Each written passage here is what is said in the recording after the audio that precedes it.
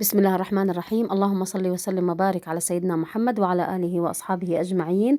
حبايبنا متابعين قناة أطباق شهية وصحية، أسعد الله أوقاتكم بكل الخير، والسلام عليكم ورحمة الله وبركاته. اليوم إن شاء الله راح أعمل لكم الخبز، طريقة الخبز العادي، الخبز السندويشات. تابعوا الفيديو للأخير، ولا تنسوا الاشتراك في قناتي واللايك وتفعلوا جرس التنبيه عشان يوصلكم كل شيء جديد أنا بنزله. ويلا مع بعض نشوف شو مكونات هذا الخبز. أول إشي بجيب وعاء وبحط فيه كاسة مي فاترة أو كوب مي وكاسة حليب فاتر. بعدين بحط معلقة كبيرة سكر ومعلقة كبيرة خميرة، بحركهم كويس. أهم إشي تكون المي فاترة مش سخنة، والحليب برضو فاتر. هسه رح أحط كاستين طحين، نفس الكاسة بستخدم في كل المقدار.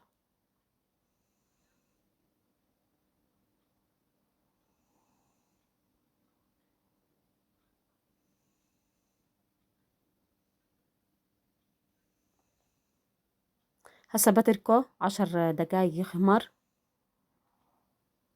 بغطيه كويس.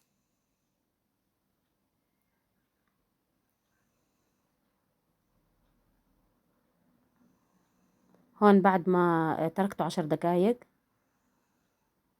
هسه راح أكمل باقي المكونات. بحركه كويس أول إشي، بعدين بحط نص كاسة زيت قلي. ممكن طبعا تستبدلوا الزيت بالزبدة، بصير بعطيكم نفس النتيجة. بعدين بحركه كويس. بعدين راح أحط 3 كاسات طحين ومعلقة صغيرة ملح. طبعا الطحين يعني إذا شفتوا العجينة بدها كمان طحين عادي زيدوا. أنا هون بعد ما عجنتها حسيتها شوي لساتها طرية، فزدت لها شوية طحين. فيعني ممكن ينحط 3 كاسات ونص طحين حسب الطحين اللي معاكم، لأنه في طحين بيشرب سوائل أكثر، في أنواع طحين يعني بتشرب سوائل أكثر من الأنواع التانية. زي ما حكيت لكم هون حسيت العجينة طرية فزدت لها شوية طحين. وهون بعد ما عجنتها كويس راح أغطيها وأتركها تقريبا نص ساعة عشان تخمر.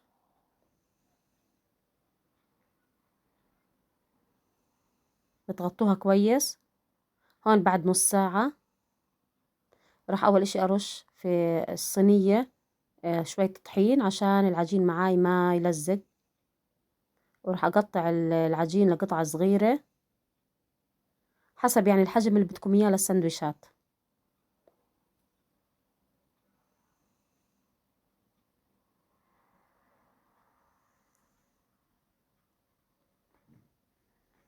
هون بعد ما خلصت طبعا أكيد راح أغطيه، دائما غطوا العجين عشان ما ينشف. بعدين بجيب صينية برش شوية طحين عليها وببلش أرق في العجين بالشوبك. برقه كويس وعلى الخفيف، يعني ما تضغطوا كتير على العجينة عشان تنفخ معكم. طبعا بعمل كل الكمية بنفس الطريقة وبغطيها وبريحها 10 دقايق، عشان كل ما ارتاحت العجينة وخمرت كل ما زبطت معاكم على النار، يعني كل ما نفخت معكم.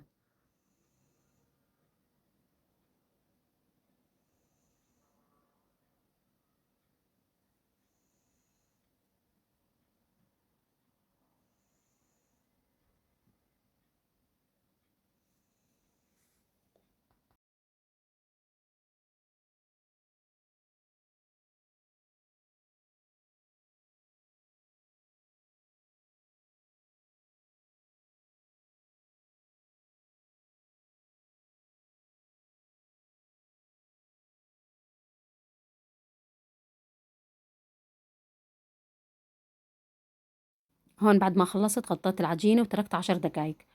هسا بعد ما تركت 10 دقايق بجيب قلاي بحميها كويس. طبعا الأفضل تكون تيفال أو جرانيت. بتحموها كويس على النار وبتخلوا النار وسط. بعدين بتبلشوا تحطوا العجينة على القلاي، وبتضلكم زي ما انتوا شايفين تقلبوا فيها عشان تنفخ معكم. أهم إشي تكون العجينة خمرت كويس وارتاحت كويس عشان تعطيكم نتيجة صحيحة.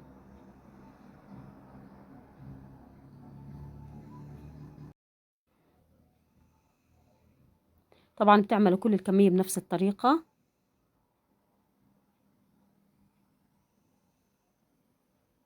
شايفين ما أحلى شكلها كيف بتنفخ.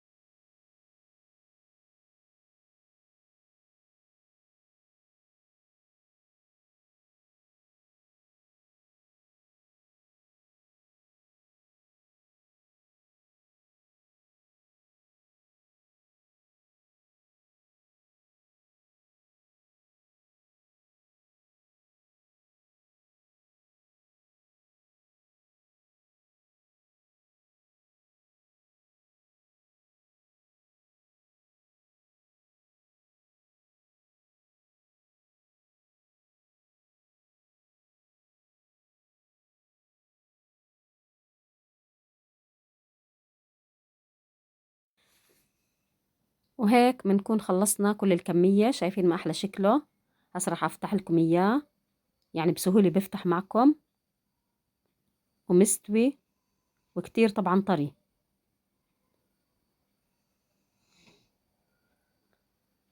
شايفين كل الخبز معاي بفتح من جوا مشان السندويشات. بتمنى تكون اليوم وصفتي عجبتكم. إذا عجبتكم وصفتي يا ريت تشتركوا في قناتي وتعملوا لي لايك، واستنونا بفيديوهات جديدة إن شاء الله. في نهاية هذا الفيديو ما ننسى ندعي لأهلنا في غزة، اللهم ثبت أقدامهم وانصرهم على القوم الظالمين. كثفوا الدعاء لأهلنا في غزة، ربنا يثبتهم وينصرهم على القوم الظالمين. لا تنسوا الاشتراك واللايك في قناتي. أستودعكم الله الذي لا تضيع ودائعه، وأترككم في أمان الله ورعايته، والسلام عليكم ورحمة الله وبركاته.